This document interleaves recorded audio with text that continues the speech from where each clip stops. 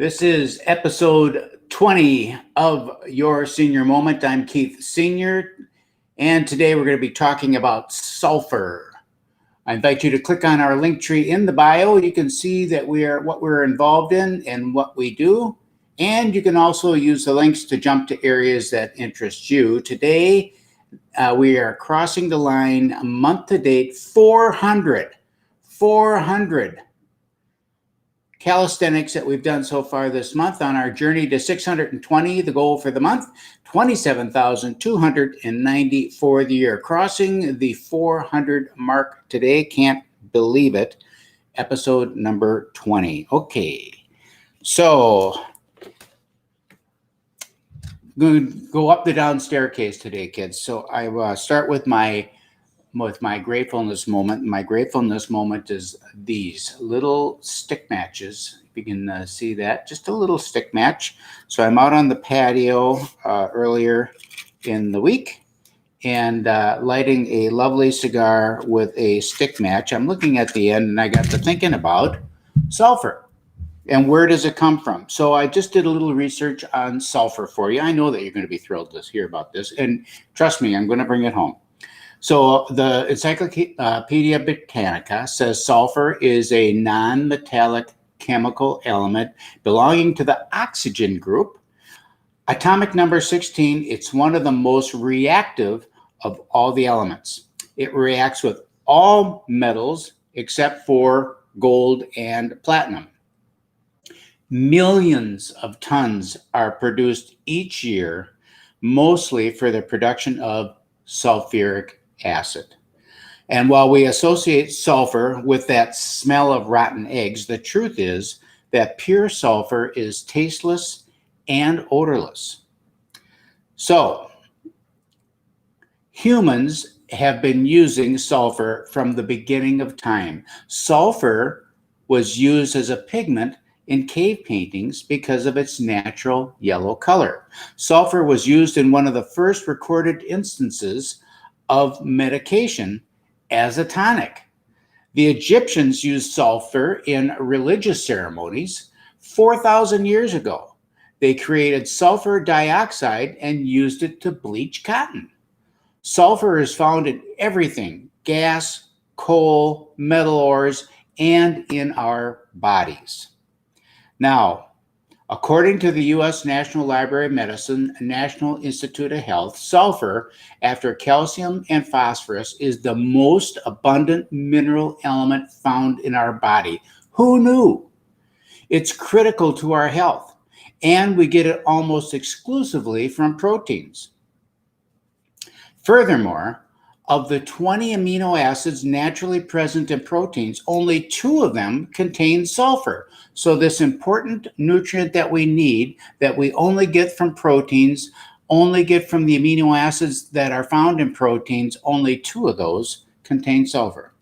The absorption of sulfur is affected by factors such as age, physical condition, genetics, and the source of the sulfur. So what does sulfur do for you? Well, according to WebMD, sulfur is key for healthy skin, hair, and nails. You need sulfur to build and repair your DNA and protect your cells from damage that can lead to cancers and other serious diseases.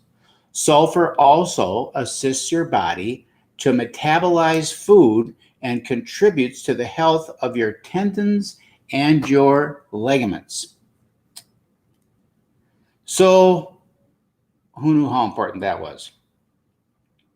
We are really just walking matches, ready to burst into flame.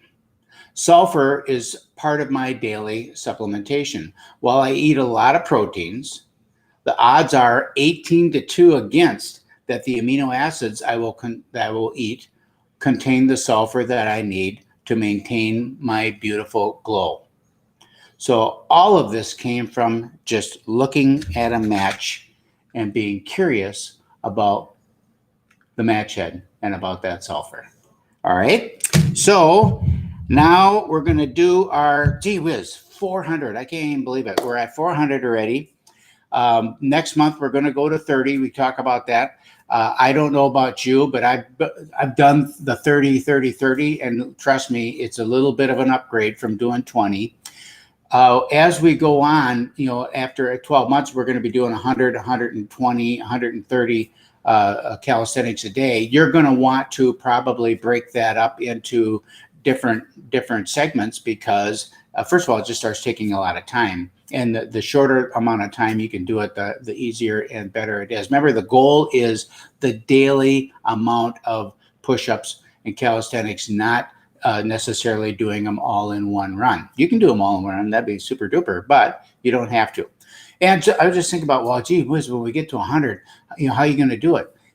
When you're working at your desk, you know how it is. You sit there and pretty soon it's just like, I got to get up and move around. Well, you get up and move around about once an hour. You get up and you move around, drop down and wrap off 5. If you just did that, 8 times a day, if you work 8 hours, you do it 8 times a day, that's 40, and then you can do 20 in the morning instead of 20 in the morning, do your 40, do a set of 20 in the afternoon, you got your 100 in. So it's pretty easy to do. And from the timing, what it takes, 30 seconds. I think we got 30 seconds. Once an hour, we get up, we stretch, drop down, do 5 push-ups. It takes you about 3 seconds, and then you're done.